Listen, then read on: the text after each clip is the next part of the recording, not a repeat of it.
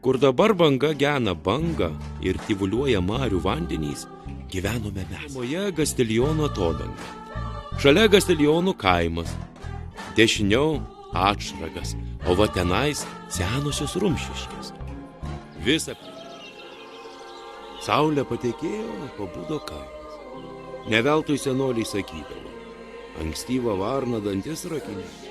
Taip Nemunu plukdydavo mišką. Tikėkime, kelionė bus sėkminga. Vėjarupės. Kiekviena sodyba tokias iškeldavo ant stogų. Vieni įspūdingesnės, kiti nelabai. Nors pokario šeimos gyvena nepasiturinčiai, bet duonos visada. Po to vėliau išaiškėjo, kad tai buvo laumė. Jų ir tas pavadinimas taip ir buvo laumėnai. Bet ką čia tų pasakų, vien jau padainuokim.